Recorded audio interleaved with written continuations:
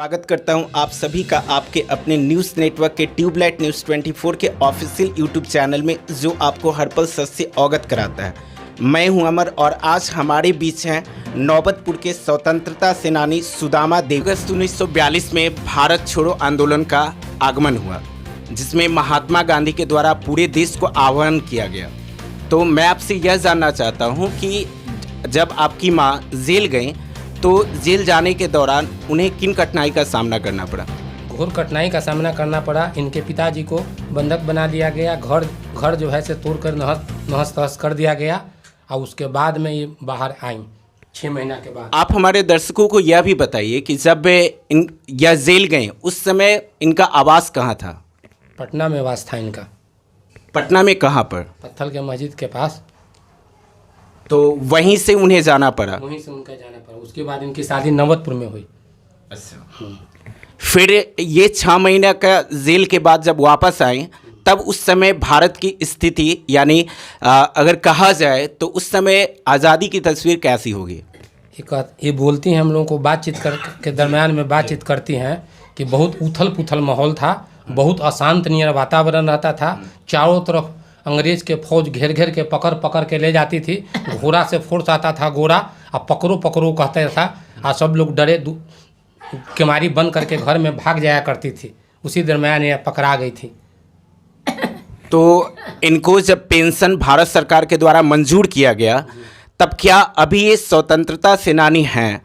तो इसके बाद कभी भी अगर कोई स्वतंत्रता सेनानी को सम्मानित किया जाता है तो क्या इन्हें भारत सरकार के द्वारा कोई पत्र आता है जिससे ये सम्मिलित हो पाती हैं?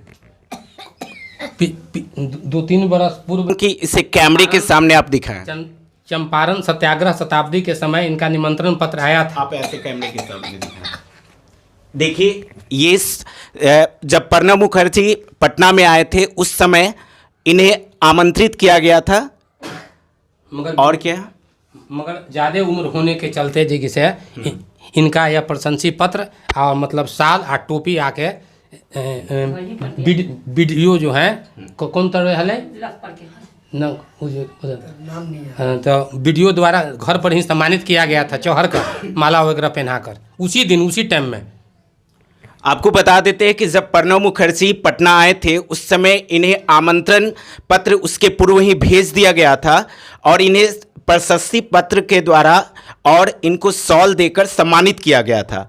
और जब ये नौबतपुर में वापस आए तो वीडियो के द्वारा उन्हें सम्मानित फिर से दोबारा किया गया और आज भी इन्हें पेंशन के रूप में प्रति महीने मिलता है। आपसे सर अगला प्रश्न यह हमारा रहेगा कि अगर जब आप कभी भी ये आपको बताती होंगी आप लोगों को कि उस समय आज़ादी का जो हमारा माहौल था, आज़ादी के पूर्व जैसी विडंबना रही होगी भारत की, बहुत ज़्यादा मतलब दुर्दशा खराब रही होगी, उस समय क्या बताते होंगे, कैसा मतलब माहौल रहा होगा? चारों तरफ करो और मरो का नारा रहता था। महात्मा गांधी जिधर से गुजर जाते थे लगता था भूचाल आ गया। चारों तरफ अंग्रेज भारत छोड़ो के भावना से ओतप्रोत रहते थे और मन में एक जज्बा रहता था, कुछ भी हो भारत की आज़ादी मैं लेकर रहूँगा, इसके लिए मुझे जेल में ही क्यों ना जाना पड़े, ये ऐसा सोचती थी।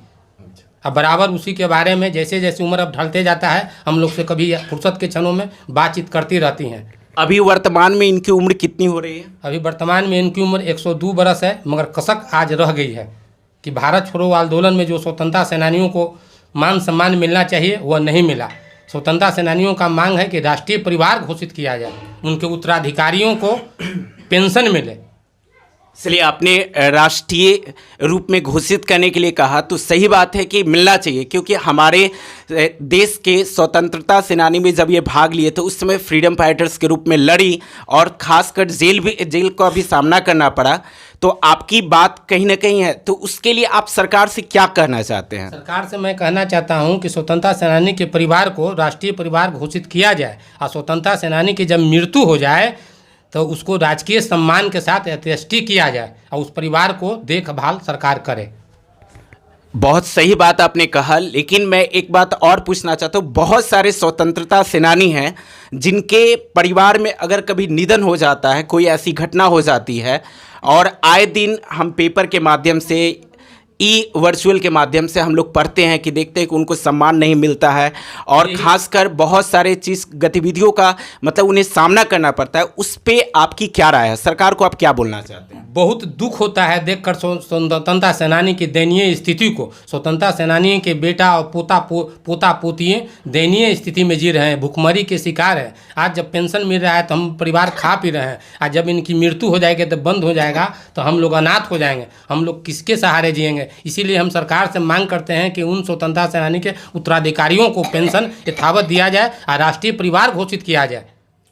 देखिए, दर्शकों को मैं बताना चाहता हूं कि अजीत जी का कहना है अपनी मां के लिए एक दुख भरा ये है कि अगर जब भी स्वतंत्रता सेनानियों के लिए अभी मतलब इनका का नाम है कि मेरी माँ या किसी भी स्वतंत्रता सेनानी को वो सम्मान, राजकीय सम्मान मिलना चाहिए। जब उनका अगर निधन भी हो तो जिस प्रकार से आज सेना को प्रतिष्ठित रूप से सम्मान दिया जाता है उस प्रकार से सम्मान के रूप में देखा जाना चाहिए। और इन्होंने जब करो या मरो का नारा बताया तो मैं आपको मैं बताना चाहता हूं कि उस समय जब महात्मा गांधी के द्वारा भारत छोड़ो आंदोलन को जब स्टार्ट किया गया था, जब शुरू किया गया था 8 अगस्त 1942 ईस्वी को, तो उसने जब मुंबई में जब उन्होंने आंदोलन की शुरुआत की थी तो आंदोलन की शुरुआत के समय में उन्होंने कहा था कि आपको मैं एक मंत्र देता हूं, पूरे भारतवासियों को, पूरे देश को एक मंत्र देता हूं।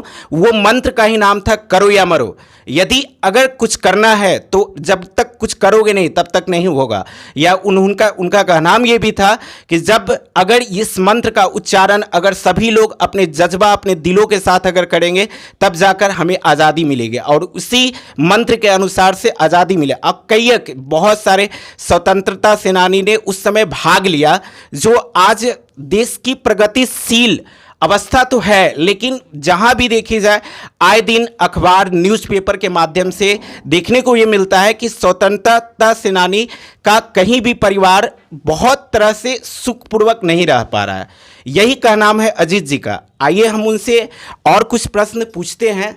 सबसे पहले एक चीज़ और हम जानना चाहते हैं कि क्या जब आपकी माँ आप दोनों भाइयों को बताती हैं, पूरी चीज़ बताती है कि कैसे कैसे क्या हुआ घटना, उस अवस्था में इनकी आज की जो मनोवृत्ति है, जो इनकी दशा है, तो उन्हें जिस प्रकार से इन्होंने भारत छोड़ो आंदोलन में भाग लिया तो आज इनकी मनोवृत्ति क्या रहती होगी कि मतलब आज भी 15 अगस्त आज 2020 है, तो आज जब इनको पता चलता होगा कि आज भी स्वतंत्रता दिवस है तो इनकी क्या दशा रहती होगी, क्या सोचते होंगे आज़ादी के बारे में? यह आज़ादी के बारे में सोचती है कि काश आज़ादी के वो सपने जो नेता लोग दिखाए हुए रहते थे वो हमको पूरा होता। वह मान सम्मान आज़ाद भारत में स्वतंत्रता सेनानियों को मात्र पेंशन देने से ही नहीं हो जाता है, उनको मान सम्मान देने की भी प्रक्रिया होनी चाहिए। उनके परिवार को कोई सूद लेने वाला नहीं है, या पेंशन के अलावा उनको कोई रोजगार परक नहीं दिया जा रहा है। वो परिवार को फटहाल अपने ज़िंदगी पर छोड़ दिया गया है। यह सरकार सूद लेने वाला स्वतंत्रता सेनानियों को नहीं है। भले ही आज नीतीश कुमार जी कहते हैं कि मेरे पिताजी स्वतंत्रता सेनानी थे, मैं ध्यान दूंगा, मगर वह यह कहते ही हैं, करते नहीं हैं। आपसे एक प्रश्न और पूछना चाहेंगे, जब आप अपनी माँ से बात करती है, कुछ बोलते हैं, तो आज के जितने भी नेता हैं, मंत्री हैं, जिनके बारे में आज हमारी देश की जो हालत है जैसी भी रही होगी, आप इनको बयां करते होंगे, बताते होंगे, क्योंकि वो पूछते होंगे तो पेपर लेते हैं हमारे यहाँ समाचार जी। हाँ, तो आप बताते होंगे। तो उस समय जब हमें आज़ादी नहीं मिली थी, जब आज़ादी मिली उस समय का राज और आज के राज में ये क्या कहते होंगे, इनकी क्या राय होगी, हम जानना चाहते हैं। ये घोर भ्रष्टाचार और देश अराजकता की ओर और बेरोजगारी की ओर बढ़ रहा है, जिससे बराबर चिंतित रहती है कि कोई बढ़िया योजना नहीं बन रहा है। सरकार के तरफ से कोई योजना अच्छी नहीं है जिसके चलते बेरोजगारी, महंगाई पर काबू पाया जा सके। सभी जगह भ्रष्टाचार का बोलबाला है, कोई सुनने वाला नहीं है। वह आज़ादी जो तिरंगा थाम कर लोग दौड़ पड़ता था, फांसी पड़ने के लिए फांसी के फंदे को झूम जाता था, वह आज़ादी आज माने में आज़ादी नहीं रह गया है। आज लोग खोखली वादे केवल करते हैं। यही बात। देखिए अजीत जी का कहना है कि जब ये अपनी माता से बात करती हैं तो माँ जी इनको कहती है कि आज जो एनार्टिक सिचुएशन का, जो अराजकता का देश में माहौल बन चुका है, ये उनसे चिंतित है और ये चाहती है कि उस समय के जो नेतागण थे, जो हम लोगों के लिए आज़ादी के लिए ललकारते थे कि नहीं आज़ाद, हमारा देश कैसे आज़ाद होगा, उस समय और आज की जो भारत की दुर्दशा है, जो हालात है, इनके मद्देनज़र ये कहती हैं कि आज हमें कुछ अच्छा नहीं लगता है। यही कहना है ना जी। बहुत बहुत अच्छा लगा। लेकिन माताजी से हम एक बार चाहते हैं कि आज 15 अगस्त 2020 है, आज 74 साल पूरे हो चुके हैं, तो मैं चाहता हूं कि आप भी और मतलब माताजी भी एक बार जय हिंद और जय भारत बोल दें। जय हिंद, जय हिंद, जय भारत, जय भारत, भारत देश आजाद हो, भारत देश आजाद हो। बहुत बहुत धन्यवाद आप लोगों का। मैं अपने दर्शकों को बताना चाहता हूं कि जो स्वतंत्रता सेनानी को जो राजकीय सम्मान मिलना चाहिए, जो ये मांग कर रहे, वो बराबर है। आज ये प्रत्येक स्वतंत्रता सेनानी को एक राष्ट्रीय परिवार के रूप में देखा जाना चाहिए और सरकार से ट्यूबलाइट न्यूज़ 24 की टीम भी यह मांग करती है कि प्रत्येक स्वतंत्रता सेनानी जो भारत के जिधर भी कहीं भी कोने में हैं, हम उनसे आह्वान करते हैं कि ये पुष्टि होनी चाहिए और ये मांग इनका जायज़ है और हम भी चाहते हैं कि इनकी मांग को पूरी की जाए। धन्यवाद।